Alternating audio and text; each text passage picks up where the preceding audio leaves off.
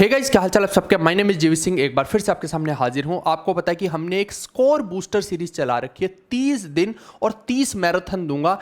केवल और केवल आपके 30 दिन चाहिए। अगर आपने ये 30 दिन डेडिकेशन के साथ हमें दे दिए और इन मैराथन्स को ढंग से कायदे से कर लिया, मैं कह रहा हूं कि कोई भी माई का लाल आपका स्कोर बूस्ट होने से नहीं रोक सकता। क्योंकि इतने पावरफुल सेशन, इतनी मेहनत के साथ ये बनाया, रात रात भर जाग के एक एक चीज पे, एक एक क्वेश्चन पे, एक एक एलिमेंट पे काम किया है। ऐसा नहीं कि कोई भी रैंडम क्वेश्चन 50-60 क्वेश्चन उठाए और आपको करवा दिए। जी नहीं, बहुत ध्यानपूर्वक एक एक क्वेश्चन को चूज किया है और उन क्वेश्चन की रिलेटेड जितनी भी थ्योरी है वो सारी कवर हो जाएगी। यानी कि टॉपिक वाइज जो है ना, हम पूरा का पूरा जीके हम कवर कर लेंगे। यहाँ पे अभी पॉलिटी चल रही है एंड पॉलिटी में ये डे 3 है। और अगर आपने पहले के डेज नहीं लगाए हैं तो वो भी जरूर लगा लीजिएगा। पर अभी के लिए आप इस वीडियो को फोकस कीजिए, आपको सारी चीजें समझ में आएंगी। मैं सब कनेक्ट करता जाता हूं। ऐसा नहीं होगा मेरी किसी भी वीडियो में कि आपको पिछला पढ़ के आना तभी आपको अगला समझ में आएगा। मैं यही सब कुछ कनेक्ट करता जाऊंगा और मजे मजे में हम सब कुछ पढ़ लेंगे। ठीक है भाई। तो आज हम पार्लियामेंट के बारे में पढ़ेंगे।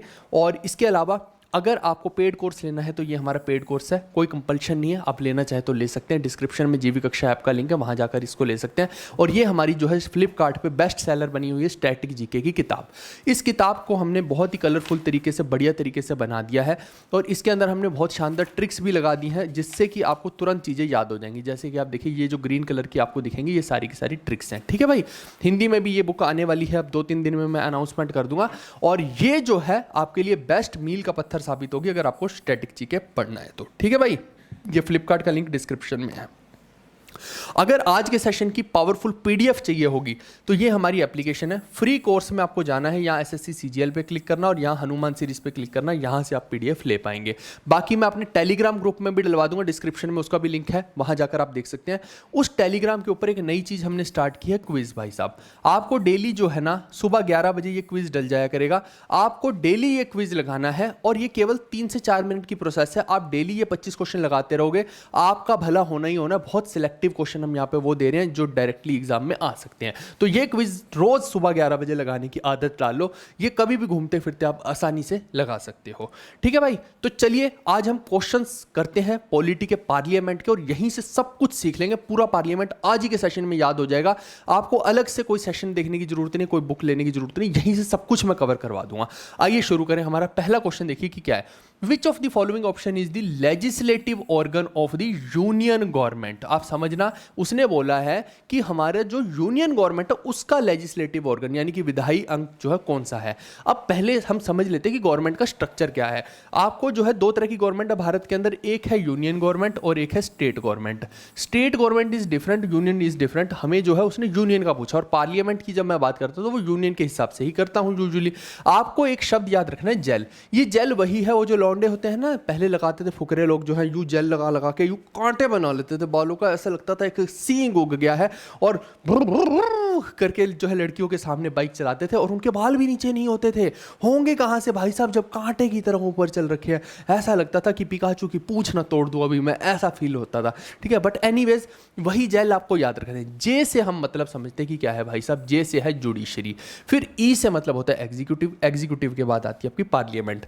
ये 3 जो है बॉडीज हैं, पार्लियामेंट कह लो या लेजिस्लेटिव कह लो, एक ही बात है। यहां पे आप जो है लिख भी सकते हैं लेजिस्लेटिव भी। ठीक है दोस्त।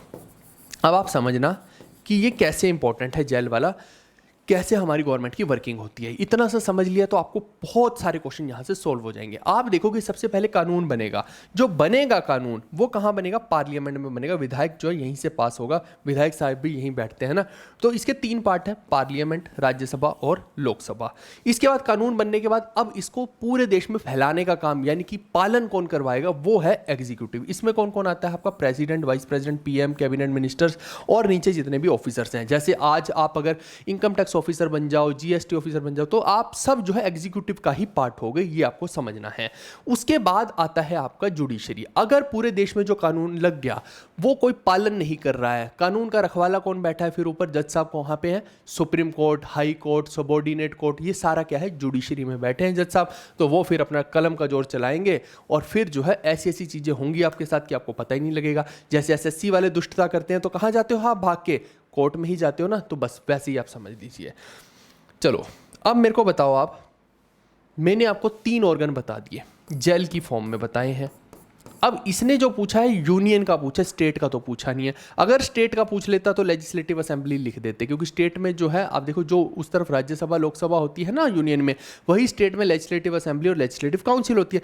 लेकिन यहाँ तो उसने स्टेट का नहीं पूछा ना, तो ये तो उत्तर नहीं हो सकता। और आप देखो जुडिशरी तो एक अंग ही अलग है, ये भी उत्तर नहीं हो सकता। एग्जीक्यूटिव भी एक डिफरेंट बात है, ये देखो ये भी उत्तर नहीं हो सकता। तो बच्चा कौन सा? पार्लियामेंट, यही उत्तर हो जाएगा। यहीं से तो कानून बनता है, विधायक यहीं से पास होता है। तो अब आप समझना कि एक चीज और देखो कि जुडिशरी तो कंप्लीटली इंडिपेंडेंट है, लेकिन एग्जीक्यूटिव और लेजिस्लेटिव में देखो कॉमन लोग बैठे हुए हैं। प्रेसिडेंट इधर भी है, इधर भी है। पीएम साहब आप देखो इधर भी देखने को मिलेंगे, इधर भी, क्योंकि यहाँ पे क्या है, राज्यसभा लोकसभा है, और उनमें से किसी का पार्ट तो पीएम साहब भी होंगे ही होंगे, है ना, आप ही ने इलेक्ट करके भेज रखा है। तो ऐसे आप समझना कि लोग जो है यहाँ कॉमन है, तो ये इंटरडिपेंडेंट है, जबकि ये कंप्लीटली इंडिपेंडेंट आपको देखने को मिलेगी दोस्त। ठीक है, अब हम समझते हैं who has the power to regulate the right of citizenship. आप समझो कि जब भारत आज़ाद हुआ था तो अंग्रेज़ों ने, गधेड़ों ने यहाँ पे भारत को कई भागों में बांट दिया। आप देखो कि जब म्यांमार हमारे हाथ में हो सकता था, अगर नीचे की तरफ उधर जाते हैं तो श्री विजय एम्पायर वाली बात करते हैं, इवन थाईलैंड मलेशिया तक की आप बात करते हैं, वो हमारे कब्जे में हो सकता था। नेपाल पूरा हमारे अंडर रह सकता था। और इसके अलावा अगर हम देखते हैं तो इस तरफ जाते हैं थोड़ा सा, पाकिस्तान पूरा हो गया, अफगानिस्तान पूरा हो गया। लेकिन यहाँ देखिए कि चीज़ें जो है बिल्कुल ढंग से उस टाइम पे चली ही नहीं, है ना। और हमें जो है कॉम्प्रोमाइज़ करना पड़ा कहीं ना कहीं, इतना ज़्यादा जिन्ना ने डायरेक्ट एक्शन डे किया, और उसके बाद कहीं ना कहीं सबको झुकना पड़ा। अब आप समझो कि इधर से तो भैया पाकिस्तान डिवाइड कर दिया इन लोगों ने, पाक डिवाइड कर दिया, और इस तरफ बाद में क्या हुआ, इस तरफ भी पाक कर दिया था, लेकिन पाक को तो हमने यहाँ पे तो भैया उसके नापाक कर दिया, क्योंकि बांग्लादेश बना दिया यहाँ पे। ठीक है, बांग्लादेश बना दिया था हमने बाद में। लेकिन आप समझो कि जब ये चीज़ हो रही थी तो यहाँ पे लोगों का आना जाना एक दिन का नहीं था, ये कंटिन्यूसली चलता जा रहा था। अब आप समझो कि कई महीनों तक जब चलता जा रहा था, तो उसमें अलग अलग बहुत सारी कंडीशन बनती हैं कि किसी के मम्मी पापा यहाँ के हैं या उसके मम्मी पापा वहाँ के हैं, दादा दादी कहाँ के हैं, कितने महीने जो है उसको यहाँ भारत में रुकना पड़ेगा कि उसको सिटीजनशिप मिल जाए। तो बेसिकली ये है कि उसको सिटीजनशिप मिलने का जो है सिस्टम जो है वो क्या है। तो सिटीजनशिप मिलने का सिस्टम जो कौन तय करेगा कि भैया वो सिटीजनशिप के रूल्स जो हैं किसके हाथ में है, मेरे को बताओ। सरकारों के हाथ में होते हैं। सरकार कौन है यहाँ पे? लोग ही तो सरकार है। लोकसभा में जो लोग बैठे हैं वही सरकार है, लोकसभा राज्यसभा ही पास करेगी उसको। तो आप मेरे को बताओ कि सिटीजनशिप का क्या प्रेसिडेंट कर सकते हैं? नहीं कर सकते भाई साहब, वो तो वैसे ही डी ज्यूर है, नाम के हेड हैं। सुप्रीम कोर्ट के हाथ में भी नहीं है ये, और जब प्रेसिडेंट नहीं कर सकते तो गवर्नर की क्या औकात है। तो यहाँ केवल और केवल पार्लियामेंट है, और पार्लियामेंट लोगों ने ही बनाई है, लोगों के द्वारा ही सारी की सारी, तो ये इसके पास अधिकार है। आगे ये बोल रहा है which of the following statements are correct regarding the state legislatures. अब स्टेट के लेजिस्लेचर के अकॉर्डिंग हमें पूछा जा रहा है कि कौन सी स्टेटमेंट्स करेक्ट है और कौन सी नहीं है करेक्ट। ठीक है भाई, not with standing anything in part 17 but subject to the provision of article 348 business in the legislature of a state shall be transacted in the official language or languages of the state or in Hindi और English. इसका मतलब ये है कि आप समझो कि किसी स्टेट के अंदर जो है अगर कोई वहाँ पे बिजनेस का ट्रांजैक्शन हो रहा है, गवर्नमेंट के बिजनेस की बात कर रहा हूँ, ये हमने कंडक्ट ऑफ बिजनेस ऑलरेडी पढ़ रखा है आर्टिकल्स में, या फिर आप देखिए कि वहाँ पे पूरा का पूरा सभा चल रही है गवर्नमेंट की और बातचीत हो रही है, तो वो किस लैंग्वेज में होगी ये बहुत इंपॉर्टेंट है। पता लगे कि कोई मान लो कि सभा हो रही है मान लो दिल्ली के अंदर, और वहाँ पे कोई जो है मान लो केरल का व्यक्ति आ जाए, है ना, तो वो अपनी भाषा बोलने लग जाए। अब केरल के लोग कौन सी भाषा बोलेंगे, जल्दी से कमेंट करके एक बार मेरे को बताओ। फिर मान लो तमिलनाडु वाले वो बोलेगी हम तमिल बोलेंगे, आंध्रा तेलंगाना वाले कोई आ गया यहाँ पे तो वो बोलेगा मैं तेलुगु बात करूँगा, तो उधर कर्नाटका वाला कन्नड़ में बोलेगा, है ना, केरल वाला आई थिंक मलयालम में बोलेगा। आप समझो इतने सारे अगर लोग अलग अलग भाषाएं बोलने लग जाएंगे तो बाकी लोग को तो समझ ही नहीं आएगी ये वाली चीज़। तो यहाँ पे बहुत इंपॉर्टेंट है कि लैंग्वेज कौन सी होनी चाहिए। तो उन्होंने बोला हिंदी और इंग्लिश तो हो ही सकती है, बाकी आपके यहाँ पे और भी अधिकार रहते हैं, और भी अलग अलग तरह की लैंग्वेज होती है, दैट डिपेंड्स, है ना। तो वो मैं अभी आगे कानून बताऊंगा तो वहाँ से जो है आपको समझ में आ जाएगा। ये एक जो चीज़ है ये मेरे को फिलहाल के लिए जो है ठीक लग रही है कि ये जो है पॉसिबल होता है ना, ये वाली लैंग्वेजेस पॉसिबल हैं। इसके बाद दूसरी बात करते हैं कि स्पीकर ऑफ लेजिस्लेटिव असेंबली या फिर चेयरमैन जो है लेजिस्लेटिव काउंसिल का, ये दोनों अलाउ कर सकते हैं एक स्टेट के अंदर कि कोई व्यक्ति जो बोल रहा है उसको मदर टंग में बोलने दिया जाए। बिल्कुल ये हो सकता है, क्योंकि अगर मान लो कि वो रिप्रेजेंट कर रहा है बहुत बड़ी कम्युनिटी को और वो नहीं बोल सकता दूसरी भाषा, है ना, वो अपनी मदर टंग में ही बोल सकता, तो उसको अलाउ किया जा सकता है। ये कंडीशनल होती हैं बहुत सारी चीज़ें, तो वो कर सकते हैं अलाउ, तो ये भी बात सही है। अब तीसरा बोल रहा है कि सुप्रीम कोर्ट एंटाइटल्ड है for proceedings of state legislature. भाई सुप्रीम कोर्ट जो है वो एग्जीक्यूटिव में भी क्यों घुसेगा, वो जुडिशरी एक सेपरेट पार्ट है, और वो पार्लियामेंट में भी क्यों घुसेगा, है ना। आप समझो कि जेल है, ई और एल के अंदर जे क्यों घुसेगा, मेरे को ये नहीं समझ में आई बात। क्या उसका कोई लेना देना है उस चीज़ से? जब कानून के ऊपर कुछ बात आएगी या बेसिक स्ट्रक्चर कॉन्स्टिट्यूशन का हिलेगा, सुप्रीम कोर्ट केवल तभी बीच में टांग अड़ाएगा। तो ये जो है ये कोई जनरलाइज स्टेटमेंट नहीं है, ये तो एक रेयर स्टेटमेंट हो सकती है। तो दिस इज नॉट करेक्ट। तो आप देखिए ए और बी यहाँ पे आपको करेक्ट देखने को मिलेंगे। ठीक है भाई। नेक्स्ट आप देखो कि यहाँ से हम बहुत सारी चीज़ें सीख लेते हैं। जैसे पार्लियामेंट है, तो अभी मैंने बताया कि ये क्या है, एक लेजिस्लेटिव ऑर्गन है यूनियन गवर्नमेंट का। ये हमें समझने, जेल वाले से हम समझ सकते हैं, JEL से हम जो है समझ सकते हैं कि लेजिस्लेटिव वाला है। उसके बाद इसके अंदर कौन कौन होते हैं, प्रेसिडेंट, लोकसभा और राज्यसभा होती है, ये 3 चीज़ें होती हैं। इसके अलावा आर्टिकल अगर मैं देखता हूँ पार्लियामेंट के, तो देखो पार्ट तो 5 है और आर्टिकल 79 से 122 है। ये सीधा सीधा कई बार पेपरों में आ चुका है और आगे भी आ सकता है। फिर इसके अलावा आप देखो कि जो हिंदी नाम है, राज्यसभा, लोकसभा, ये पहले नहीं था। पहले तो house of people, house of council, है ना। तो ये सब जो council of states, house of council कह रहा हूँ, है ना, तो ये सब इंग्लिश में थे। लेकिन भारतीय नाम भी तो कोई होने चाहिए हिंदी के अंदर। तो राज्यसभा, लोकसभा जो नाम आए हैं ये 1954 में अडॉप्ट किए गए हैं। ये सीधा पूछ सकता है आपसे।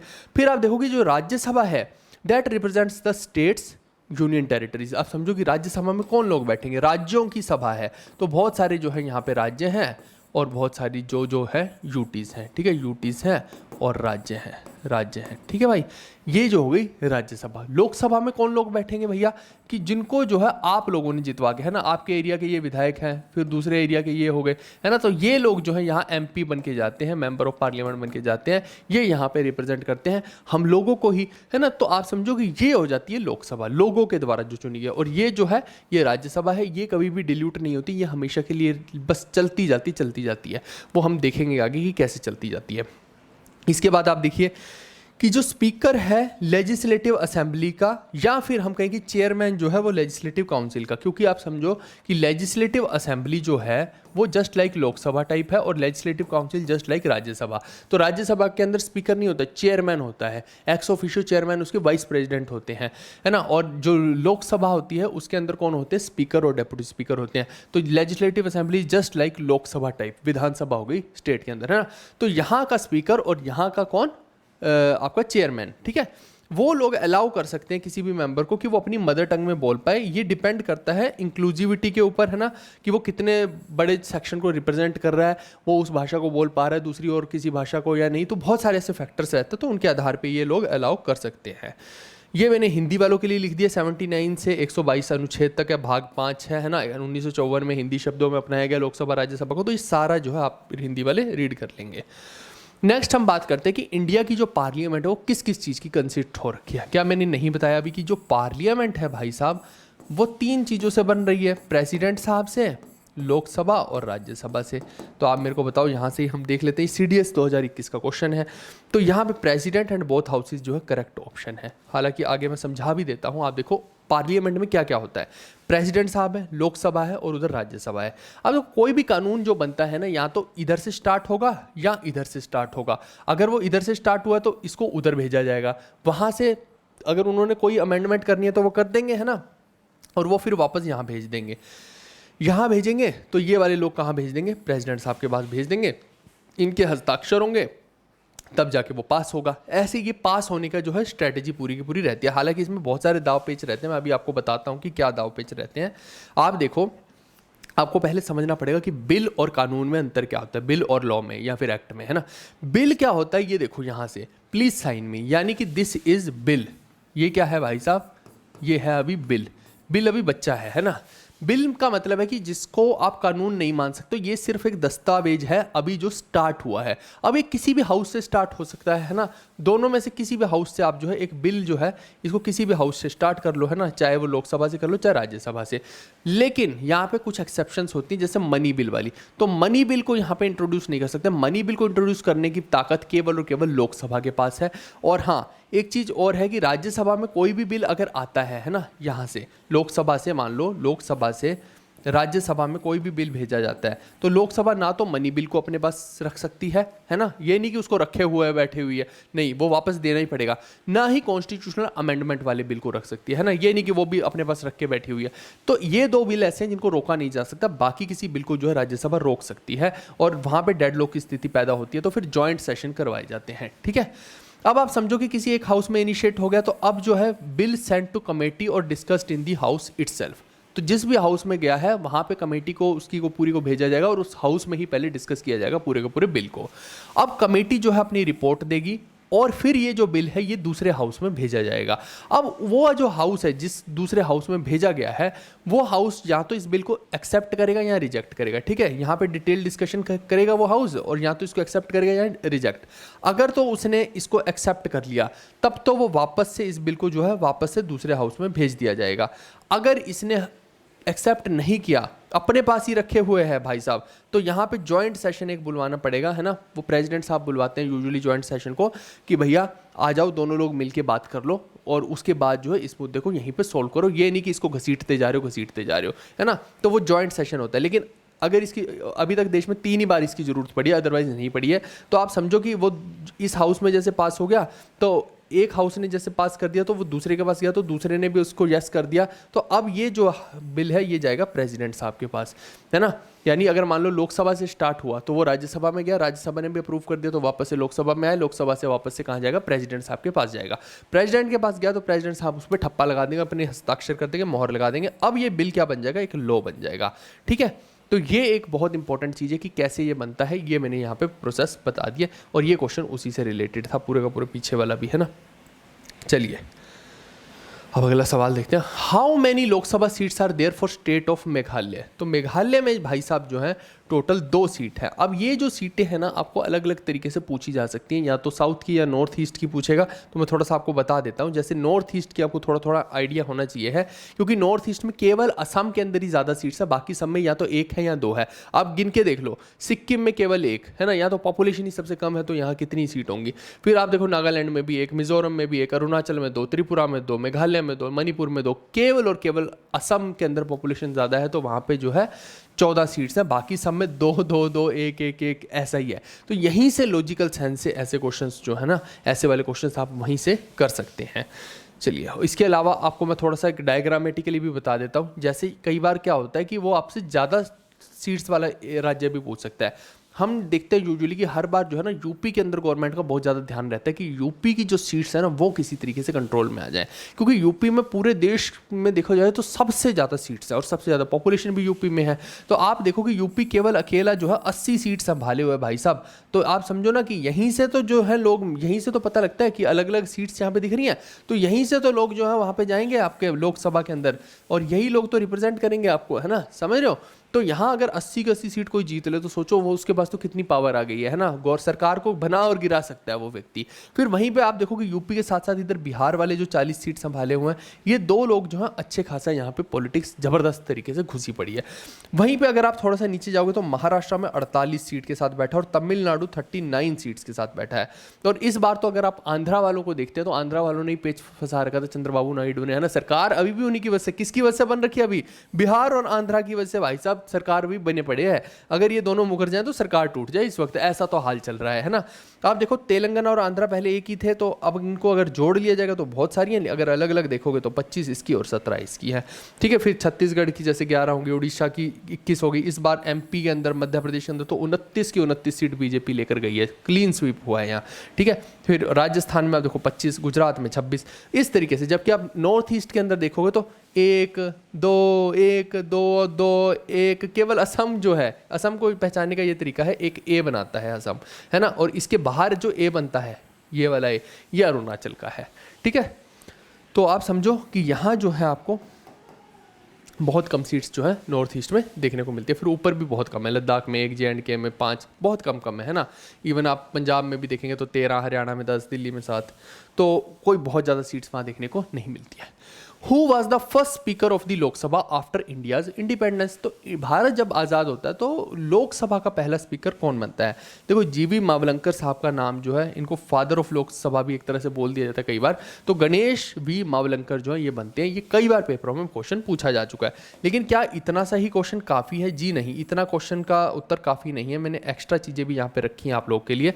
आप देखो कि कई बार जो है ना वो फर्स्ट डेप्यूटी स्पीकर का भी पूछ लेते हैं कि भैया फर्स्ट डेप्यूटी स्पीकर कौन सा है। तो फर्स्ट डेप्यूटी स्पीकर अगर आप बोलोगे तो वो M.A. अयंगर है, ठीक है, मधुभाषी अनंतशयनम अयंगर, M.A. अयंगर के नाम से याद रख लेना। फिर अगर फर्स्ट चेयरमैन पूछ लिया जाए, अच्छा M.A. अयंगर साहब जो है ना ये 5th गवर्नर भी थे बिहार के, अगर कोई पूछ ले तो ये इंपॉर्टेंट है। और बाद में ये जो है स्पीकर भी बने, पहले डेप्यूटी स्पीकर और फिर बाद में स्पीकर भी बने, ठीक है। इसके अलावा फर्स्ट चेयरमैन अगर कोई पूछ लेगा राज्यसभा का, अब मेरे को बताओ कि राज्यसभा में चेयरमैन कौन होता है? एक्स ऑफिशियो पर्सन को जो होता है, एक्स ऑफिशियो चेयरमैन कौन होता है? वाइस प्रेसिडेंट ही तो होता है भाई साहब। तो ये इनडायरेक्टली आपसे ये पूछना चाह रहा है, अगर कभी पूछ ले कि फर्स्ट चेयरमैन ऑफ राज्यसभा बताओ, तो ये क्वेश्चन है कि वीपी बताओ। इसका मतलब सीधा सीधा सा है कि आप भैया फर्स्ट वाइस प्रेसिडेंट बता दो हमें कौन सा है। अगर कभी भी ऐसा क्वेश्चन आ जाए, बच्चा देख के कंफ्यूज हो सकता है ऐसा क्वेश्चन, मैं आपको बता रहा हूँ ये उल्टा करके क्वेश्चन पूछ लिया और कुछ नहीं है। वाइस प्रेसिडेंट पूछ रहे कि पहला कौन है, तो डॉक्टर एस राधाकृष्णन जो है ये हो जाएंगे। और ये अनअपोज्ड 2 बार बने हैं वीपी, ये आप ध्यान रखिएगा। और आई थिंक बाद में प्रेसिडेंट भी शायद बने हैं। तो उसके बाद देखो फर्स्ट डेप्यूटी प्राइम मिनिस्टर कई बार पूछ लेगा, तो सरदार वल्लभ भाई पटेल जो है वो बने हैं और 3 साल के उनके पास ये पोस्ट रही है। और आप देखो कि नेहरू जी जो है वो पीएम रहे और डेप्यूटी वाला इनको बना दिया गया, जबकि ये कोई खास पोस्ट होती नहीं है, लेकिन स्टिल ठीक है जैसा भी। और उनके बाद तो उनकी मृत्यु ही होगी। और बहुत सारे लोग बोलते हैं कि इनकी मृत्यु जो है अगले चुनाव से पहले ही हुई है ना। सोचो अगले चुनाव के अंदर तो ये भाई साहब फिर तबाही मचा देते है ना, इतना वन मैन आर्मी टाइप थे, तो उससे पहले ही कई लोग बोलते कॉन्स्पिरेसी से करवाएगी। What ever is the reason, जो भी रहा हो वो आप समझिए। चलो यहाँ देख लो, यहाँ आपके सामने पूरी की पूरी लिस्ट है। जैसे ये आप देखिए कि जीवी मावलंकर साहब हैं, गणेश वासुदेव मावलंकर। अब ये अहमदाबाद कॉन्स्टिट्यूंसी के थे, ये सब जानने की तो जरूरत नहीं है, लेकिन इतना पता है कि ये पहले हैं। और पहले डेप्यूटी स्पीकर जो M.A. अयंगर साहब हैं, ये सीधा सीधा आपको पता होना चाहिए। और कब की बात है? 1952 के आसपास की बात है। मैंने वही बोला ना कि सरदार वल्लभ भाई साहब पटेल की जो है 50 के आसपास ही मृत्यु हो रही है और 51 में इलेक्शन हुए हैं सारे के सारे, तो ये वही समय है। और इनके बाद कौन बन रहे हैं? फिर M.A. अयंगर साहब बनते हैं और यही जो है बिहार के बाद में चल के गवर्नर भी बनते हैं, ठीक है जी। तो ये स्पीकर्स हो गए, ये पहले 4 हो गए संजीवा रेड्डी तक। अब उसके बाद हम थोड़ा सा जानते हैं ये मैच द लिस्ट को, ठीक है। ये अभी मैं जो है आपको एक और लिस्ट दिखाऊंगा, अभी तो सिर्फ मैंने स्पीकर्स की दिखाई है, ऊपर वाले जो इनिशियल वाले थे। लेकिन अब आखिरी के स्पीकर्स जब आप देखोगे हैं, जैसे कि फर्स्ट फीमेल स्पीकर की बात करते हो तो मीरा जी हैं, है ना, यहाँ पे जो मीरा कुमार हैं। अब आखिरी के जब आप देखोगे तो आप इसको जो है इजीली सॉल्व कर पाओगे। मैं आपको दिखाता हूँ, ये देखिए आप आखिरी के स्पीकर्स में अभी लेटेस्ट में देखोगे तो ओम बिरला साहब हैं, उनसे पहले सुमित्रा महाजन रही, उनसे पहले मीरा कुमारी रही। तो ये जो मीरा कुमार है यही पहली फीमेल भी हैं, है ना, पहली फीमेल स्पीकर आप कह सकते हो। फिर उसके ऊपर अगर देखोगे तो सोमनाथ चटर्जी हैं, उसके ऊपर मनोहर जोशी, उसके ऊपर जो है GMC बालयोगी। अब आप इसको थोड़ा सा ऐसे भी याद कर सकते हो कि सोमनाथ के मंदिर में मीरा और सुमित्रा ने ओम नमः शिवाय बोला। आप ऐसे करके भी याद कर सकते हो, क्योंकि सोमनाथ का मंदिर क्या है? शिव जी का है, और वहाँ जाके ओम नमः शिवाय किसने बोला? मीरा ने और सुमित्रा ने। ऐसा करके आप इसको याद सकते हो, ठीक है। ये दोनों लेडीज़ का नाम बहुत इंपॉर्टेंट है यहाँ पे। और अगर आप देखते हो पूरे को तो फिर अब इजीली आप कनेक्ट कर लोगे मेरे ख्याल से, तो कि ये कौन कौन सी लोकसभा है ये पूछा गया था। जैसे आप देखो कि मीरा कुमारी जो है ये 15th लोकसभा से है, ठीक है। कौन सी लोकसभा से? 15th। और सुमित्रा महाजन जो है फिर उसके नेक्स्ट में है 16th से। और अभी लेटेस्ट वाली ओम बिरला वाली जो चल रही है वो 17वीं और 18वीं में ओम बिरला ही हैं, और यहीं से आपको कनेक्ट हो जाएगा। सोमनाथ वाले जो हैं ये 14वीं से हैं, ठीक है। तो यहाँ से देख लेते हैं कि सोमनाथ जो है वो 14th से हैं, और यहीं से आप देखिए कि मनोहर वाले जो हैं ये 13th से हैं, क्योंकि सोमनाथ से जस्ट पहले मनोहर है। आप देखो यहाँ पे सोमनाथ से जस्ट पहले मनोहर है, तो अगर ये 14th है तो वो 13th हुए, ठीक है। और इसके अलावा आप देखिए कि C का जो है मीरा कुमारी का जो है ये 15th हो गया, और सुमित्रा महाजन का उनके बाद है तो 16th हो गया। तो ये आपका A वाला उत्तर हो गया। चलो अब लोकसभा के बारे में थोड़ी सी बातें जान लेते काम की। लोकसभा में आप देखो कि वैसे मैक्सिमम जो स्ट्रेंथ है, मैक्सिमम स्ट्रेंथ अगर आप देखोगे तो आपको जो मिलेगी मैक्सिमम स्ट्रेंथ 550 मिलेगी। अब 550 में भी आप देखो कि 550 का जो कम्बिनेशन है वो कैसा है। इसमें स्टेट्स और यूटीज़ का अलग अलग कम्बिनेशन है। यूटी का देखोगे तो 20 है, और स्टेट का देखोगे तो 530 सीट जो है वो स्टेट की हैं, ठीक है दोस्त। तो ये हो गया आपका मैक्सिमम स्ट्रेंथ। लेकिन इसका ये मतलब नहीं कि इतने लोग होंगे ही होंगे वहाँ पे। तो ये आपको प्रेजेंट स्ट्रेंथ जो देखने को मिलती है वो 543 देखने को मिलती है, जिसमें कि आपको स्टेट का कंट्रीब्यूशन केवल 524 और 19 जो है यूटी देखने को मिलेंगी, ठीक है भाई, बाकी सीट्स अभी खाली हैं यहाँ पे। अब पहले क्या होता था कि प्रेसिडेंट साहब यहाँ पे 2 लोगों को इलेक्ट भी करते थे या नॉमिनेट कर देते थे, इलेक्ट तो क्या नॉमिनेट कर देते थे एंग्लो इंडियंस को। लेकिन अब ये जो एंग्लो इंडिया वाला जो प्रावधान है, ये 104वीं कॉन्स्टिट्यूशनल अमेंडमेंट जो 2019 में हुई उसमें ख़त्म कर दिया गया। और इसकी जगह पे क्या लेकर आए ये लोग, इसकी जगह पे लेकर आए कि भैया ये सीट्स जो है SC ST को दे दी जाएंगी। ठीक है, तो ये एक नया कानून जरूर है, इसके बारे में कई बार पूछ लेते कौन सी अमेंडमेंट है, तो ये सीधा सीधा आप बता सकते हैं। इसके अलावा आप देखो कि डायरेक्ट अलग अलग कॉन्स्टिट्यूंसी में इलेक्शन होता है और वहीं से जो है विधायक चुन के आते हैं और फिर जो है आपका जो भी उनमें से चुन के आएगा वो सीधा सीधा मेंबर ऑफ पार्लियामेंट में जाएगा, है ना, पार्लियामेंट में जाएगा, मेंबर ऑफ पार्लियामेंट बनेगा। तो ये जो होता है ना सीधा सीधा कि लोगों ने वोट किया और आगे चल के जो है वो डायरेक्टली वहाँ पे पहुँच गया, तो ये होता है first past the post system. ठीक है, यानी कि यूनिवर्सल एडल्ट फ्रेंचाइज। हालांकि अंबेडकर साहब का तो मानना था कि सबको आप अधिकार तो दे रहे हो, लेकिन ये खतरनाक चीज़ है, और ये सच में खतरनाक चीज़ है कि वोट का अधिकार सबको तो मिल गया, लेकिन जो लोग पढ़े लिखे नहीं हैं वो उनको समझ ही नहीं आएगी कि वोट हमें देनी किसको है, उनको नॉर्मल मुद्दे भी समझ में नहीं आएंगे, है ना। जबकि पहले जो अंग्रेजों के टाइम में था ये जो वोटिंग का अधिकार, ये केवल और केवल पढ़े लिखे लोगों को था, बाकियों को नहीं था। तो थोड़ा सा एक साक्षरता का जो है यहाँ पे विषय ज़रूर काम का है, बट ठीक है, अब जो है सो है। ठीक है, और ये जो होता है लोकसभा, ये कोई कंटिन्यूइंग चैम्बर नहीं है, इसका मतलब है कि लोकसभा डिल्यूट होती है हर 5 साल के बाद, जो है इसको खत्म होना ही होता है। जैसे मोदी जी हैं वो इसके हेड हैं एक तरह से, अभी सोच लो, है ना, तो 5 साल के बाद उनको जो है अपनी सीट त्यागनी ही पड़ेगी, फिर इलेक्शन होंगे, फिर देखा जाएगा कि वो जीत रहे हैं कि नहीं, उसके 5 साल के बाद फिर ऐसे ही चलेगा। तो ये इस तरीके से सिस्टम चलता रहता है। वहीं पे आप देखो कि लोकसभा जो है फर्स्ट टाइम कॉन्स्टिट्यूट कब हुई, कई बार ये पूछ लिया जाता है, तो 17 अप्रैल 1952 को ये कॉन्स्टिट्यूट हुई थी। लेकिन इसकी जो पहली मीटिंग है वो 17 अप्रैल को नहीं हुई थी, यहाँ तो बनी है। आप देखो इसकी जो मीटिंग हुई है वो मई में जाके हुई है, यानी कि 13 मई 1952 के अंदर जो है इसकी मीटिंग हुई है। उसके अलावा फर्स्ट फीमेल स्पीकर अगर लोकसभा की बात करें तो अभी मैं आपको बता के आया हूँ कि मीरा कुमार है ना, उसके बाद सुमित्रा महाजन सेकंड वाली हो जाएंगी। और फर्स्ट स्पीकर की बात करते हैं तो GV मावलंकर साहब हो जाएंगे, इनको फादर ऑफ लोकसभा भी कई बार भारत में बोल दिया जाता है। तो ये मैंने हिंदी वालों के लिए भी सारा का सारा लिख दिया कि अधिकतम संख्या 550 होती है, वर्तमान में 543 है। ये सारा का सारा आप इजीली इसको पढ़ सकते हैं। और पहली लोकसभा अध्यक्ष मीरा कुमारी फीमेल में आ जाएगी, और मेल के अंदर देखा जाएगा तो GV मावलंकर साहब। 1/3 of the members of the state legislature council retire every dash year. तो ये जो है आप समझना कि कब रिटायर होते हैं, तो भाई साहब ये स्टेट लेजिस्लेचर काउंसिल की बात कर रहे हैं, तो स्टेट लेजिस्लेटिव काउंसिल जो होती है that is just equivalent to council की बात करेंगे तो वो राज्यसभा के बराबर टाइप की होती है। और ये काम राज्यसभा में भी होता है कि ये क्योंकि एक परमानेंट चैम्बर है ना, परमानेंट चैम्बर है। परमानेंट कैसे हैं वही मैं आपको समझा रहा हूँ। इसमें क्या होता है भाई साहब, आप समझना कि आप समझो 1/3 ये लोग, फिर 1/3 ये लोग, और ये भी 1/3, 2, 2 और 2। ठीक है, आप समझो कि ये जो बंदा था यहाँ पे जो इलेक्ट हुए थे वो बढ़ते बढ़ते बढ़ते जब यहाँ पहुँचेंगे तो उनके 6 साल पूरे हो जाएंगे, फिर वो लोग बाहर निकल जाएंगे, है ना, वो उनका पूरा का पूरा ग्रुप एक साथ बाहर निकलेगा। तो आप समझो जैसे कॉलेज में होता है ना कि फाइनल ईयर बाहर निकलता तो इधर से फ्रेशर आ जाते हैं अगले वाले, है ना, तो ये पूरा फाइनल ईयर बाहर निकला तो आप समझो कि इधर से एक डब्बा और जुड़ जाएगा यहाँ पे फ्रेशर्स का जाके 1/3 वालों का। ठीक है, वो यहाँ पे जुड़ जाएगा। तो ये आप समझो कि वो डब्बा बाहर निकला तो ये 3 फिर कायम हो गए, यानी ये 3 डब्बे हमेशा बने ही रहते हैं इसके अंदर, और हर 2 साल के अंदर 1/3 लोग जो है यहाँ से बाहर निकाल दिए जाते हैं या रिटायर हो जाते हैं। तो वही चीज़ हमसे पूछ रहे हैं कि 1/3 लोग जो है कितने साल में निकाले जाते हैं, चाहे वो लेजिस्लेटिव काउंसिल हो चाहे राज्यसभा हो, दोनों के अंदर ही जो है हर 2 साल के बाद ये चीज़ होती है। तो ये रहा 2 ईयर, है ना, तो यही हमसे पूछा है।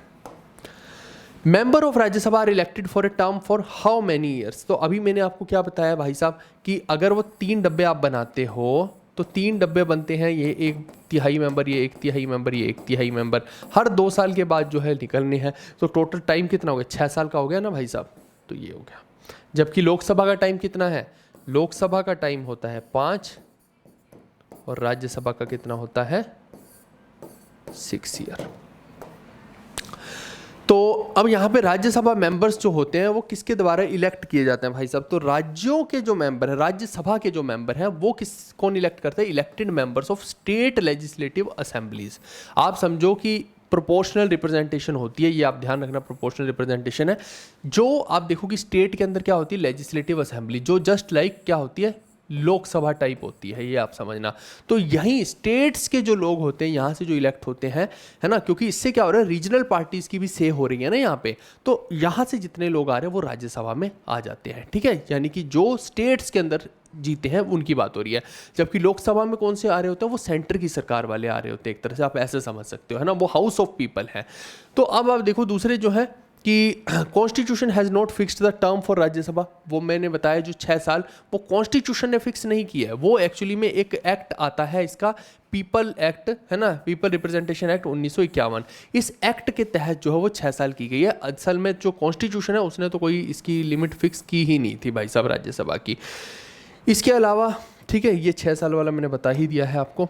नेक्स्ट करते हैं, how long can a person remain A minister without being a member of either house of the state legislature. आप देखो कि स्टेट के अंदर एक लेजिस्लेटिव असेंबली है, एक लेजिस्लेटिव काउंसिल है। एक व्यक्ति जो है अब वो कितनी देर तक जो है यहाँ पे मिनिस्टर के पद पे रह सकता है किसी भी हाउस का पार्ट हुए बिना। अब देखो अगर उसे ये रहना है भाई साहब तो उसको 6 महीने के अंदर, 6 महीने मैक्सिमम है, 6 महीने के अंदर अंदर या तो इस तरफ अपनी दावेदारी पुख्ता करनी होगी या इस तरफ।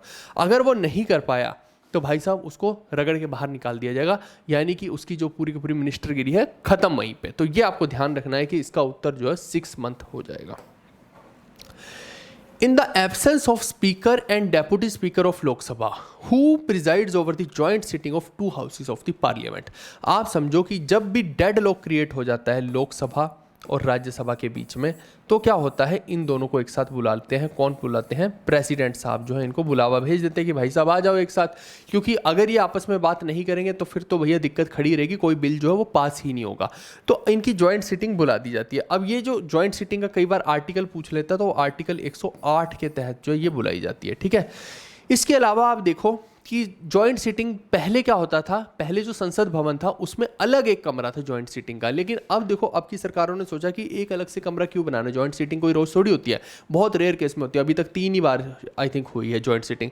तो इन लोगों ने क्या किया, लोकसभा के अंदर ही ना एक्स्ट्रा सीट्स लगा दी, ठीक है। अगर एक्स्ट्रा सीट्स लगा दी तो उधर के लोग जब इधर आएंगे तो वो लोकसभा में ही बैठ जाएंगे ना भाई, उसी कमरे के अंदर, काहे को अलग से करना, क्योंकि इसमें जो प्रिजाइड करता है, इसमें प्रेसिडेंट जो रहेगा उस टाइम पे पूरे के पूरे जो ऑपरेट करेगा वो लोकसभा का स्पीकर करेगा। अगर स्पीकर नहीं है तो फिर कौन करेगा, डेप्यूटी स्पीकर करेगा। अब इसने क्वेश्चन देखिए हमसे वही टेढ़ा पूछा है कि ना तो स्पीकर अवेलेबल हो ना डेप्यूटी स्पीकर अवेलेबल हो, तब इस मीटिंग को, ये जो जॉइंट सिटिंग है, इसको कौन प्रिजाइड करता है भाई साहब, तो उस केस में आप समझना डेप्यूटी चेयरमैन ऑफ राज्यसभा जो है इसको प्रिजाइड करेगा। आप बिल्कुल भी इसमें चेयरमैन मत लिख देना कि चेयरमैन ऑफ राज्यसभा करेगा, क्योंकि चेयरमैन राज्यसभा के कौन होंगे, वाइस प्रेसिडेंट साहब, तो वो यहाँ पे नहीं करते हैं। ये आप बात ध्यान रखिएगा, कहीं आप बोलने लग जाओ ऐसी तो गड़बड़ हो जाएगा फिर मामला, है ना, उल्टा पुल्टा कर दोगे और कुछ नहीं है।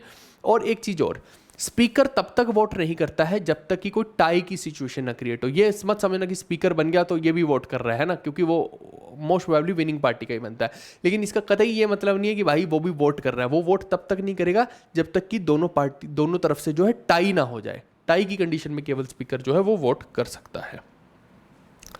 अब राज्यसभा के अंदर अगर हम देखते हैं टोटल मैक्सिमम स्ट्रेंथ की बात करते हैं तो 250 जो है वो मैक्सिमम स्ट्रेंथ है राज्यसभा की, ठीक है। अब इसमें देखो कि आज की डेट में अगर आप देखोगे कि टोटल स्ट्रेंथ जो है वो 238 तो जो है स्टेट्स और यूटीज़ की हो गई, और 12 लोग जो होते हैं वो नॉमिनेट किसके द्वारा होते हैं, प्रेसिडेंट के साहब के द्वारा होते हैं। जैसे उसमें क्या रहता है कि कोई बहुत बड़ा महारथी है ना, चाहे वो नॉलेज में बहुत ज़्यादा तेज है, साइंटिफिक अप्रोच उसकी बहुत अच्छी है, या खेलों में कई बार हो जाता है, या लिटरेचर में जैसे हम देखते हैं ना कि हरभजन सिंह को जो है यहाँ पे सीट दे दी, सचिन तेंदुलकर को सीट दे दी, ये सब उसी कोटे से आ रहे हैं, नॉमिनेशन वाले कोटे से आते हैं, ठीक है भाई। तो प्रेस्टिजियस लोग जो होते हैं उनको भी जो है एक मौका दिया जाता है सरकारों में आने का, राज्यसभा में आने का, तो ये एक रूट है उनके आने का, ये समझना आप इस चीज़ को, ठीक है भाई। तो इसके अंदर टोटल आपके सामने है कि प्रेजेंट में अगर कोई स्ट्रेंथ हो जाए, प्रेजेंट में पूछ ले कि आज की डेट में कितने लोग यहाँ पे हैं, तो आप समझना प्रेजेंट में केवल 245 सीट ही भरी हुई हैं, जिसमें 225 तो स्टेट्स की हैं और 8 यूटीज़ की हैं। इसके अलावा 12 तो भाई प्रेसिडेंट साहब ही नॉमिनेट करेंगे, ये फिक्स है यहाँ पे। जो लोकसभा में था वो 2 सीट नॉमिनेट करते थे प्रेसिडेंट साहब, लेकिन वो अब हट चुका है, वो एंग्लो इंडियन वाली जो है खत्म हो चुकी है, ठीक है भाई। इसके अलावा देखो कि राज्यसभा के अंदर एक और चीज़ है कि only Delhi and Puducherry and J&K have representation in Rajya Sabha. कई बार ये पूछ लेते हैं कि कौन सी ऐसी यूनियन टेरिटरीज हैं जो राज्यसभा में भी रिप्रेजेंट करती हैं, तो ये तीनों जो यूनियन टेरिटरी है ना ये करती हैं। इवन आप देखेंगे कि जो प्रेसिडेंट के इलेक्शंस हैं उसके अंदर भी दिल्ली और पुडुचेरी के जो है इलेक्टेड लोग जो हैं वो पार्टिसिपेट कर रहे होते हैं। इसके अलावा एक्सक्लूसिव पावर की बात करते हैं तो जैसे creation of all India services में ये भाग लेती है। Enabling the parliament to make laws on matter of state list में जो है राज्यसभा का हाथ रहता है। इसके अलावा अगर कोई इमरजेंसी हो जाती है जिस टाइम पे लोकसभा डिसॉल्व हो रखी है तो उस टाइम पे डिसीजन जो है राज्यसभा के द्वारा लिया जा सकता है। इसके अलावा अगर फर्स्ट सिटिंग पूछ लेंगे राज्यसभा की तो 13 मई 1952 को जो है इसकी पहली सिटिंग थी। ये हिंदी में मैंने पूरा का पूरा लिख दिया, अधिकतम संख्या कितनी रहती है, वर्तमान संख्या कितनी है, पूरा आपको पढ़ना है। पहली बैठक कब हुई, ये सारा का सारा मैंने हिंदी वालों के लिए भी लिख दिया है। नेक्स्ट, अब मैं बात करता हूँ क्वालिफिकेशन की। तो क्वालिफिकेशन में आप समझना कि राज्यसभा जो है पहली बात तो वो कंटिन्यूइंग चैम्बर है यानी कि परमानेंट बॉडी है, जबकि लोकसभा जो है वो डिल्यूट हो जाती है, डिसॉल्व हो जाती है, लेकिन ये डिसॉल्व नहीं होती है। अब इसमें मैंने पहले ही बता दिया कि 1/3 जो मेंबर हैं हर 2 साल के बाद, हर सेकेंड ईयर में 1/3 मेंबर जो रिटायर हो जाते हैं। टोटल टर्म इसकी जो है 6 साल की होती है ना, जबकि लोकसभा जो है वो 5 साल की मैक्सिमम रहती है। लेकिन अब कई बार क्या होता है भाई साहब कि सपोज करो कि कभी कुछ ऐसी स्थिति आ गई, इमरजेंसी आ गई है ना, और आप देखो कि लोकसभा उस टाइम पे डिल्यूट हो रही है, 5 साल कंप्लीट हो रहे हैं लोकसभा को, तो ये राज्यसभा जो होती है ना इसके पास एक अधिकार है कि वो इसकी जो वैलिडिटी है ना एक्सटेंड कर सकती है इमरजेंसी के टाइम पे 1 साल तक की, है ना। अब अगर 1 साल की वैलिडिटी एक्सटेंड हो गई लोकसभा की तो वो 1 साल और काम कर पाएगी उस इमरजेंसी स्थिति में, ताकि देश को बचा सके, ना कि उधर मान लो युद्ध छिड़ गया और इधर हम इलेक्शन करवा रहे हैं, ऐसा नहीं होता है। ठीक है, दूसरी बात, अगर मान लो कि इमरजेंसी तुरंत हट गई, सपोज करो कि आज की डेट में इमरजेंसी हट गई है ना, अभी मान लो इमरजेंसी लगे को 1 महीना हुआ था, 1 महीने में इमरजेंसी हट गई, तो हटने के 6 महीने के अंदर अंदर जो है आपको जो है ये खत्म कर देनी है, लोकसभा जो है डिल्यूट कर देनी है। ये नहीं कि आप बोलो कि नहीं नहीं 1 साल पूरा होगा तभी, वो इमरजेंसी कंडीशन के हिसाब से है ना कि 1 साल तक इसको एक्सटेंड किया जा सकता है, लेकिन ये नहीं कि जब इमरजेंसी स्थिति खत्म हो गई तो तुम उसके बाद भी 1 साल तक घसीट रहे हो, ये नहीं करना है। ठीक है भाई, उसमें केवल 6 महीने का टाइम है, वही यहाँ पे बता रखा है। चलो नेक्स्ट क्वेश्चन देखते हैं हम। A person is disqualified for being chosen as for being a member of either house of the parliament if the person. अब ये बोल रहा है कि इनमें से बताओ कि एक व्यक्ति को कब जो है हम हाउस का मेंबर नहीं मानेंगे, है ना, कब उसको डिसक्वालीफाई कर दिया जाएगा, वो कंडीशंस पूछ रहा है। पहला जैसे पूछ रहा है कि holds any office of profit under the government of India और government of any state other than state office declared by the parliament by law not to disqualify its holder, है ना। तो आप देखो कि ये जो है बिल्कुल डिसक्वालीफाई हो जाएगा, ये एकदम करेक्ट है ना। ऑफिस ऑफ प्रॉफिट जो होता है कि आप समथिंग लाइक कि एक गवर्नमेंट की पोजीशन पे हो और पता लगे कि आप जो है फिर व्यापार करने भी लग गए, है ना, आप किसी कंपनी के जाके सीईओ बन गए, तो ऐसा नहीं हो सकता है। वो फिर आप क्या करोगे, अनड्यू एडवांटेज उधर देने लग जाओगे, तो ऑफिस ऑफ प्रॉफिट जो है आप नहीं कर सकते हैं। दूसरा बोल रहा है is an undischarged insolvent. Insolvent मतलब समथिंग लाइक कि बैंकरप्सी हो गई, दिवालिया घोषित हो गए आप, तो क्या आप एक मेंबर बन सकते हो पार्लियामेंट के? नहीं भाई, पहले तुम अपना आपको सुधारो, उसके बाद मेंबर बनना है ना। ये नहीं कि तुम जनता की सेवा करने चले, जनता की सेवा तो तब करोगे ना जब खुद सुधर पाओगे। तो फिर उसके बाद बोल रहे हैं कि disqualified under the 10th schedule of the constitution of India. ये कौन सा है 10th शेड्यूल? ये इसमें एंटी डिफेक्शन लॉ दे रखा है। पहले क्या होता था कि एक नेता है जो है ना, एक गयाराम का नेता था, आयाराम गयाराम, बहुत फेमस हो गया था उस टाइम पे, बहुत पुरानी बात है, कि ये लोग क्या किया करते थे, एक ही दिन में उस आदमी ने 3 बार पार्टी बदली भाई साहब, है ना। तो इतना कमाल की चीज़ उसने कर दी। इससे क्या हो रहा है, गवर्नमेंट में अनस्टेबिलिटी आ रही थी। तो फिर राजीव गांधी के टाइम पे एंटी डिफेक्शन लॉ लाया गया, 1984 के अराउंड की बात है ये। तो एंटी डिफेक्शन लॉ जब लाया गया, उसका पर्पज़ यही था कि कोई भी बंदा तुरंत पार्टी ना चेंज कर पाए। ठीक है, उसमें कुछ कंडीशंस रखी गई थी कि आप पार्टी चेंज कर सकते हैं, लेकिन उसमें एक मिनिमम नंबर ऑफ पर्सन जो है एक साथ मिलके कर सकते हैं। ऐसा नहीं है कि एक ही इंसान जो है उठ के मुंह उठा के उसने जो है पार्टी चेंज कर दी। और अगर आप पार्टी चेंज करते हो तो आपको अपनी पोस्ट जो है ना वो खाली करनी पड़ेगी। तुमने क्योंकि इस पार्टी में रह के जीती है ये पोस्ट, तो तुम ये पोस्ट खाली कर दो, इसमें रीइलेक्ट हो जाएंगे, रीइलेक्शन हो जाएंगे, लेकिन आप अपने साथ उस पोस्ट को नहीं लेके जा सकते। आप जाओ उस तरफ जाना है, लेकिन पोस्ट को नहीं लेके जा सकते। ऐसे आप समझ सकते हैं। तो ऊपर से नेक्स्ट बोल रहा है अनसाउंड माइंड एंड स्टैंड से डिक्लेयर्ड कम्पिटेंट कोर्ट। तो ये तो भाई अनसाउंड माइंड का मतलब कि पगला है, तो उसको थोड़ी बना सकते हैं। बिल्कुल सही बात है। तो चारों ऑप्शन मेरे को सही लग रहे हैं यहाँ पे, और आपको भी सही लग रहे होंगे कि ये चारों ही ऑप्शन का व्यक्ति जो है वो डिस्क्वालीफाई हो जाएगा। बिल्कुल करेक्ट बात है। चलो, ये डिस्क्वालिफिकेशन के बहुत सारे तरीके इन्होंने लिख दिए हैं यहाँ पे, है ना, कि जैसे वो कोई ऑफिस ऑफ प्रॉफिट नहीं होल्ड कर सकता, अनसाउंड माइंड का नहीं होना चाहिए, दिवालिया घोषित नहीं हुआ होना चाहिए, बाहर का नहीं होना चाहिए, भारत का ही सिटीजन होना चाहिए, है ना। फिर जो है ये एंटी डिफेक्शन लॉ जो है, ये 91st अमेंडमेंट इसकी हुई थी। वैसे एक 52nd अमेंडमेंट हुई थी शुरुआत में, तो है ना, सबसे पहले तो 52nd अमेंडमेंट हुई थी, लेकिन बाद में जब लगा गवर्नमेंट को कि नहीं, ये अभी जो है चीज़ें उतनी ज़्यादा स्मूथ नहीं हुई हैं, है ना। कई बार क्या होता था, लोग उसके अंदर जैसे मान लो कि 1/3 ही लोग जो है मान लो, है ना, वो इससे उठ के उस पार्टी में चले गए, तो ऐसा वाला स्थिति पैदा हो रही थी, एक कंडीशन थी। तो गवर्नमेंट ने ये कंडीशन भी बदल दी। उन्होंने बोला कि अब स्पेशल मेजोरिटी के साथ आपको जाना पड़ेगा अगर जाना है उधर, ऐसे अकेले या थोड़े से लोग नहीं जा सकते हो। तो ये एक कंडीशन क्रिएट कर दी थी 91st अमेंडमेंट में, ठीक है। तो एंटी डिफेक्शन लॉ जो है ये बहुत बढ़िया चीज़ हुई एक्चुअली में। नहीं तो गवर्नमेंट के अंदर अनस्टेबिलिटी आती है तो फिर सारा क्या हर टाइम इलेक्शन ही होते रहेंगे देश में, और कोई काम नहीं है क्या, ठीक है। तो ये जो है एक चीज़ इंपॉर्टेंट है। इसके अलावा बहुत सारी चीज़ें हैं, है ना। एंटी डिफेक्शन लॉ में क्या क्या है कि कोई अपनी पार्टी की मेंबरशिप छोड़ना चाहे, है ना, या फिर जो है वोट करने से अब्सटेन कर दे, मना कर दे। ये बहुत सारे कंडीशंस हैं जो आप पढ़ सकते हैं, आप पढ़ना चाहे तो, ठीक है, कि कैसे एंटी डिफेक्शन चीज़ जो है होती है। ये सारा वही लिखा है कि डिस्क्वालिफिकेशन कैसे होगी, ये सारा हिंदी वाले बच्चे पढ़ सकते हैं कि वो जो है विक्षिप्त दिमाग का नहीं होना चाहिए, दिवालिया घोषित नहीं होना चाहिए, कोई लाभ का पद उसने धारण नहीं किया होना चाहिए, ठीक है। चलिए, तो जॉइंट सीटिंग की यहाँ पे बात हो रही है। जॉइंट सीटिंग का आर्टिकल कौन सा होता है भाई साहब, 108 नंबर आर्टिकल होता है, ये ऑलरेडी मैंने बता दिया है। और ये जो होता है भाई साहब तब होता है जब कोई डेड लॉक क्रिएट हो जाता है ना, लोकसभा और राज्यसभा के बीच में जब डेडलॉक क्रिएट हो जाता है। कौन बुलाता है, प्रेसिडेंट साहब बुलाते हैं, ये ऑलरेडी मैं आपको बता चुका हूँ, है ना। तो फिर जब ये आपस में मिलते हैं तो आपस में बातचीत करते हैं, तब जाके ये मसला जो है सुलझता है। If more than 6 months have elapsed from the date of the receipt of the bill by the other house without the bill being passed by it, यानी कि ये तब होता है डेडलॉक क्रिएट जो है 6 महीने तक। मान लो कि सामने वाला हाउस जो है बिल को दबा के बैठा हुआ है, वो दे ही नहीं रहा है इनको, है ना। तो सोचो अब ये तो बड़ी गड़बड़ हो जाएगी, है ना।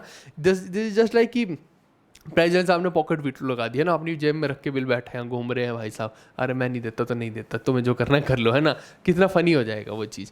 तो इस टाइप की चीज़ें हमें देखने को मिलती हैं, तब ये जो है बुलाई जाती है, ठीक है भाई। और ये पूरा मैंने बता ही दिया कि अगर तो पहली बात तो स्पीकर करेंगे इसको, लोकसभा के प्रिजाइड वो नहीं होंगे तो डेप्यूटी स्पीकर करेंगे, डेप्यूटी स्पीकर भी नहीं होंगे तो डेप्यूटी चेयरमैन ऑफ राज्यसभा इसको जो है प्रिजाइड करेंगे।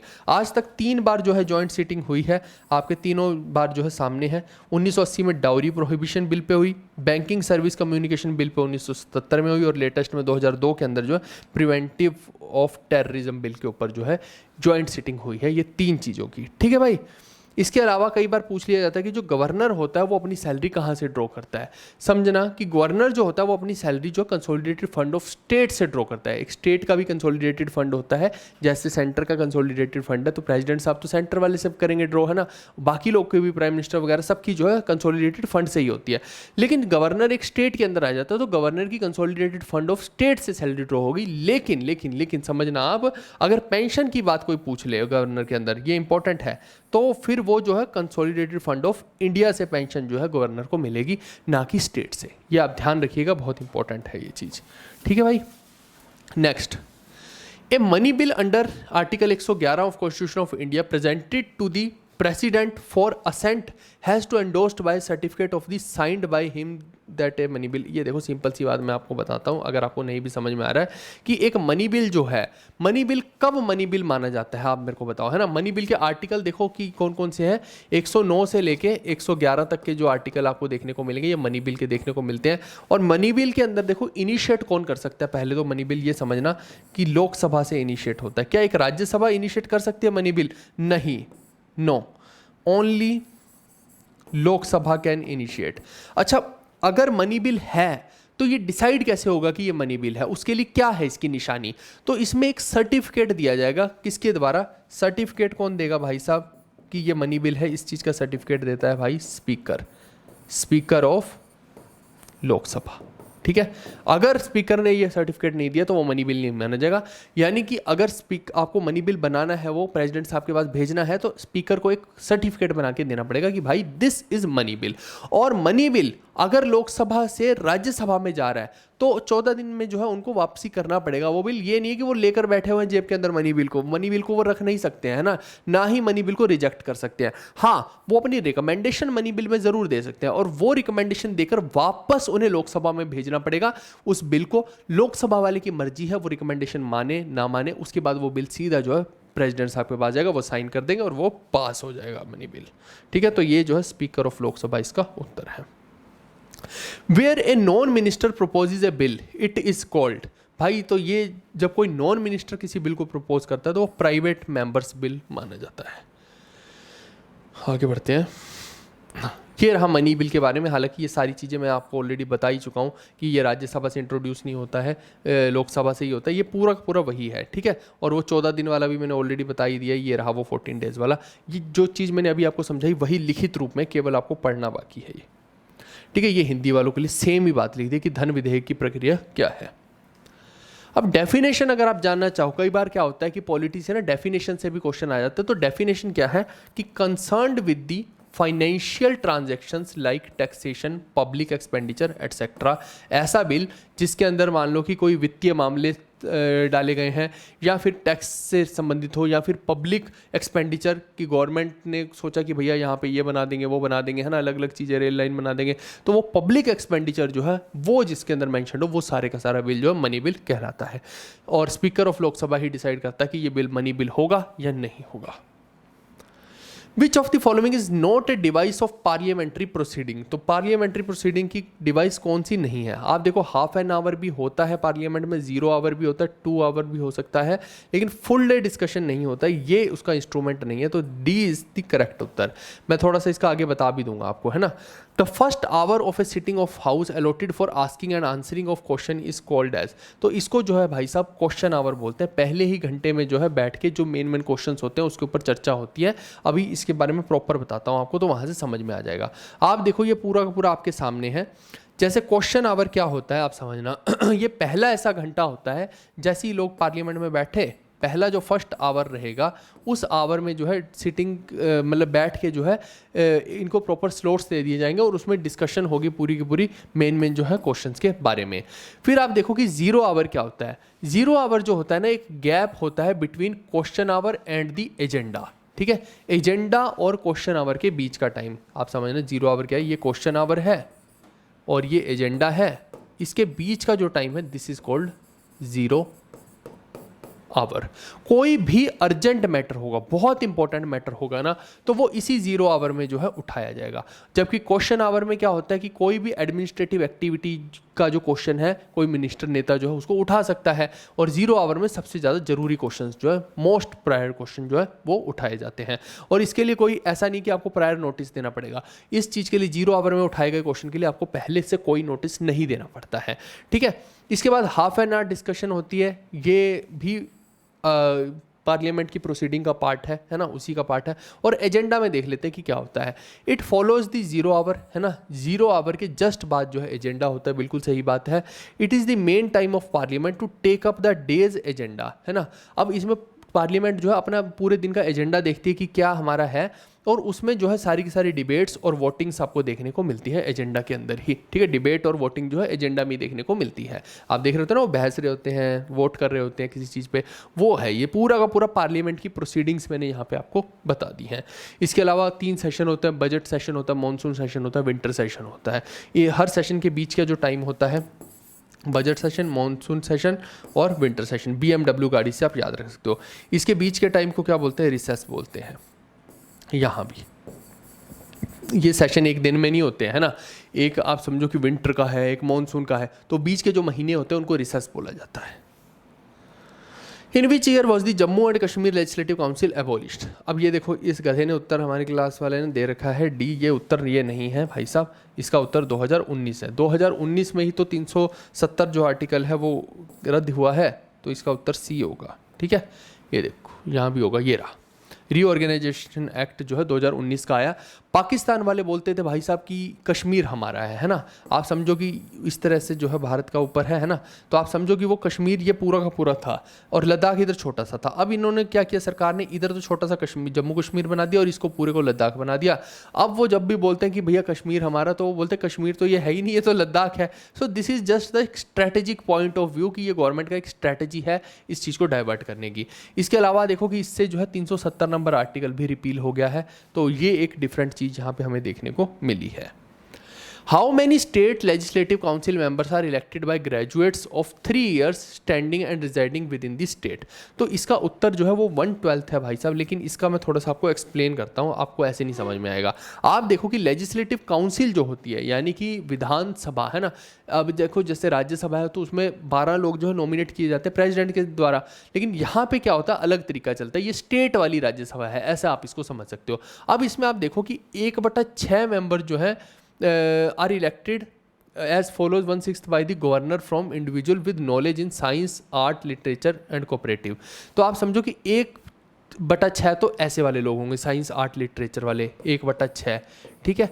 अब देखो पूरा जो कंप्लीट है 1 बनना चाहिए जब ये इस तरीके से कर रहे हैं, फ्रैक्शन 1 होनी चाहिए है ना, कि 1/6, 1/3, 1/12 ये सारे ऐड करके जो 1 अगर बन गया तो यानी हम सही हैं, ठीक है। अब दूसरा देख लेते हैं कि क्या बोल रहा है। 1/3 कह रहा है कि local body members, corporation, municipality, जिला परिषद, इन लोगों का जो है 1/3 मेंबर रहेंगे लेजिस्लेटिव काउंसिल में, plus 1/3 shall be elected by the members of the legislative assembly of the state from amongst persons who are not members of the assembly. जो इसमें लेजिस्लेटिव असेंबली के पार्ट नहीं है जो मेंबर, उनसे 1/3 select किए जाएंगे, तो 1/3 और हो गए भाई साहब यहाँ पे। फिर 1/12 जो है वो कहाँ से सिलेक्ट किए जाएंगे, ग्रेजुएट्स ऑफ 3 years, 3 साल के जो ग्रेजुएशन कंप्लीट कर चुके हैं 1/3 वहाँ से लिए जाएंगे, ठीक है। उसके बाद 1/12 लोग कहाँ से लिए जाएंगे, वो लिए जाएंगे एटलीस्ट जिन्होंने टीचिंग में 3 साल बिताए हों, तो ये कितने हो गए, 1/12 हो गए, ये भी 1/12 थे है ना, ये 1/12 थे, 1/12, ठीक है। उसके बाद क्या है, ये 1/12 हो गया, हाँ तो ये हो गया मेरे ख्याल से, और तो कोई नहीं है। इसी को जोड़ घटा करके देखते हैं कि कितना बनेगा, बस इतना ही है। 1/12 और 1/12 हो गया 1/6, और 1/6 यहाँ है, तो ये कितना बन गया, 2/6 बन गया है ना, ठीक है 2/6 बन गया, 2/6, तो इसको काटेंगे तो ये 1/3 बन जाएगा। 1/3 ये हो गया, 1/3 ये हो गया और 1/3 ये हो गया, तो ये कुल मिला के 1 बन गया भाई साहब।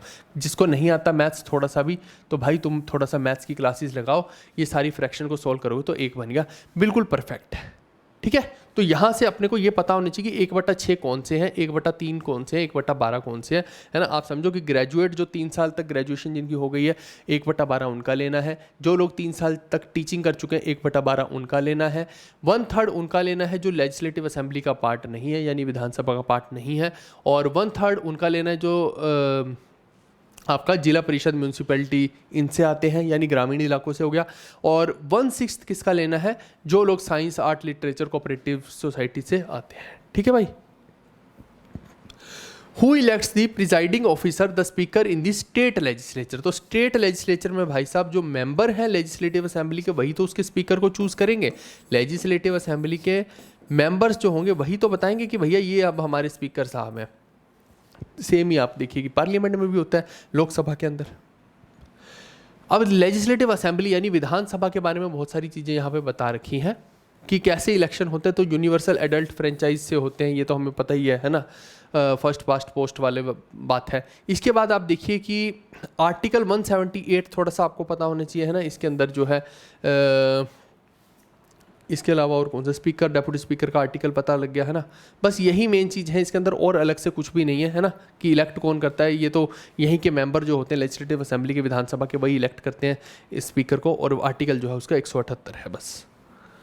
After how many days of absence from parliament without permission will A member of parliament B disqualified? आप समझना कि एक मेंबर है, एक व्यक्ति है, अब उसको पार्लियामेंट के अंदर जाना था भाई साहब है ना, और वो पार्लियामेंट में जा ही नहीं रहा भाई साहब, लगा पड़ा है घर पे, छुट्टी मार रहा है, विदेश में घूम रहा है मजे से, तो टोटल 60 दिन तक अगर वो आदमी जो घूमता फिरता रहा और वो जा ही नहीं रहा, या तो प्रॉपर इन्फॉर्मेशन देकर जाए, इंटीमेशन देके जाए कि भाई मैं नहीं आ पाऊंगा, तब तो कोई समस्या नहीं। लेकिन अगर वो नहीं आ रहा तो फिर उस केस में जो है उसको बेदखल कर दिया जाएगा और उसकी जगह पे किसी और को लेके आया जाएगा। ठीक है, बिल्कुल निकाला जा सकता है बाकायदा उसको। और सोचो विपक्ष वाले तो हल्ला काट देंगे कि भैया निकालो इसको, इसने तो इंटीमेशन ही ना दे रखी है ना, तो ऐसा भी हो जाता है। इसके अलावा आप देखो कि कई बार क्या होता है कि कोई प्रोसीडिंग्स चल रही होती है, मान लो हाउस चल रहा है, तो बीच में हाउस की 3-4 दिन की छुट्टी आ गई, तो अगर वो छुट्टियाँ आएंगी 3-4 दिन की कंटिन्यूस छुट्टियां आती हैं, तो वो पीरियड जो है इस 60 दिन में कंसीडर नहीं होता है, ये भी आप बात ध्यान रखिएगा। ठीक है, तो टोटल इसका जो है 60 दिन आ जाएगा। ये वही सब लिख रखा है ना। और ये कौन से आर्टिकल में है? 101 नंबर आर्टिकल जो है इसी चीज़ से डील करता है, और 101(4) भी इसी चीज़ से डील करता है। इसी में लिख रखा है 60 दिन वाला। ठीक है, तो ये आप देख लीजिएगा। और ये रहा वो जो है मोर देन 4 डेज वाला, 4 दिन वाला, जो मैंने बताया ना कि 4 दिन तक अगर हाउस बंद रहता है तो फिर वो टाइम जो है इस 60 दिन में कंसीडर नहीं होगा।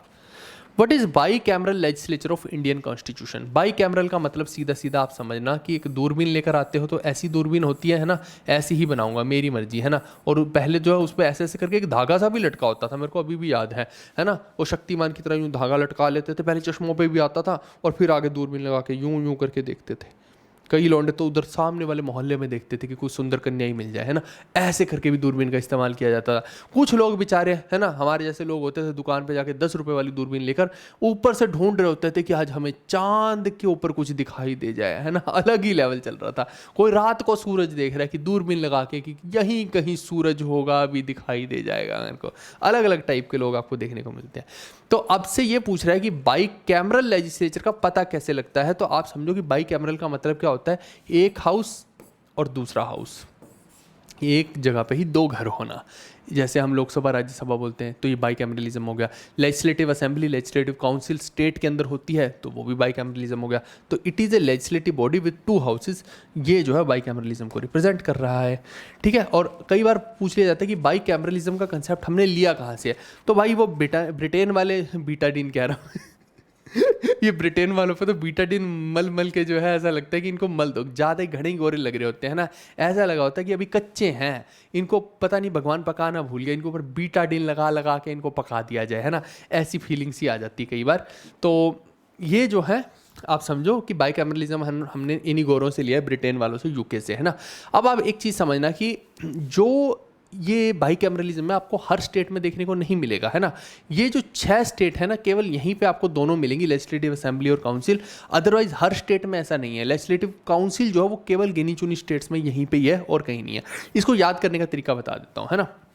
आप समझो याद कैसे करोगे कि माँ और भैयू, भैयू का मतलब होता है भैयू, ऐसे करके, है ना।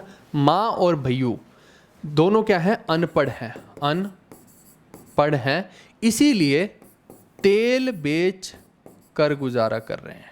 ऐसे याद रखोगे, माँ और भैयू अनपढ़ हैं इसीलिए तेल बेचकर गुजारा कर रहे हैं। माँ भैयू अनपढ़ हैं, तो माँ से हो गया महाराष्ट्र, ठीक है, महाराष्ट्र। BI से हो गया बिहार, यू से हो गया यूपी, अनपढ़ से मतलब आंध्र प्रदेश, तेल से मतलब तेलंगाना, और तेल बेच कर गुजारा कर रहे हैं तो कर्नाटक हो गया। ठीक है, तो ऐसे करके आप जो है ये बाई कैमरलिज्म वाली ट्रिक को याद रख सकते हैं। ये मैं हमेशा अपने पेड कोर्स में भी ऐसे ही समझाता हूँ। फिर आप देखिए कि बाई कैमरलिज्म कौन से आर्टिकल में लिखा, तो आर्टिकल 168 में जो है बाई कैमरलिज्म की डेफिनेशन लिखी हुई है। ये अभी तक नहीं आया, अब आ सकता है आगे, तो इसको ध्यान रखिएगा। What is the most powerful weapon that enables the parliament to ensure executive accountability? अब ये देखो कि अकाउंटेबिलिटी का मतलब ये है कि जो भी आप देखो पार्लियामेंट के अंदर मिनिस्टर हैं वो किसको अकाउंटेबल हैं भाई साहब? वो पार्लियामेंट को अकाउंटेबल है ना। पार्लियामेंट का मतलब ये होगा कि लोगों को अकाउंटेबल है, क्योंकि यहाँ पूरी पूरी पार्लियामेंट में जो बिठा रखे हैं ये लोगों ने लोगों को ही तो रिप्रेजेंट कर रहे हैं, लोगों ने तो बिठा रखा है, तो एक तरह से भारत के लोगों को रिप्रेजेंट कर रहे हैं वो, है ना। तो इनकी अकाउंटेबिलिटी तय करने के लिए यहाँ पे एक बहुत तगड़ी चीज़ है, नो कॉन्फिडेंस मोशन। अगर एक सरकार के खिलाफ जो है मेजोरिटी में नो कॉन्फिडेंस मोशन पास कर दिया जाए, सब लोग मिलके, मान लो अभी जैसे मैंने बोला ना कि मोदी जी जो है अभी क्लब करके जो है सरकार बना रखे हैं। अब मान लो उधर से नीतीश बाबू आ गए, इधर से चंद्रबाबू साहब आ गए, और 2-4 को साथ में मिला के बोल दिया नो कॉन्फिडेंस मोशन, हमें इस सरकार में जो है कॉन्फिडेंस नहीं है, तो सरकार गिर जाएगी, सीधी सी बात है, क्योंकि वो दूसरों से मिली जुली होकर बन रखी है ना। और अगर जो है ये चीज़ हो रही है, तो यहाँ से ये पता लग रहा है कि ये यानी कि ये सरकार जो है ना लोगों को रिस्पॉन्सिबल है, लोगों के लिए काम कर रही है। लोग चाहें तो इसको गिरा सकते हैं, एंड लोग इस मतलब कि बाकी के जो विधायक आपके बैठे हैं वही लोग हैं, है ना, वो हम ही लोगों को तो रिप्रेजेंट कर रहे हैं, हर एरिया को वही तो रिप्रेजेंट कर रहे हैं। तो ये नो कॉन्फिडेंस मोशन वाला हो जाएगा। तो ये पूरा वही नो कॉन्फिडेंस मोशन के बारे में हमने बता रखा है। इसको आप इजीली पढ़ेंगे तो आपको सारी बातें समझ में आ जाएंगी। और आर्टिकल 75(3) जो है ये कई बार पेपर में आ चुका है, जिसमें ऑलरेडी मेंशन्ड है कि जो काउंसिल ऑफ मिनिस्टर है वो कलेक्टिवली रिस्पॉन्सिबल है हाउस ऑफ पीपल को, यानी कि लोकसभा को। अगर कोई पूछता है तो आप बता दीजिएगा, ये कई बार पेपर में पहले भी पूछा गया है।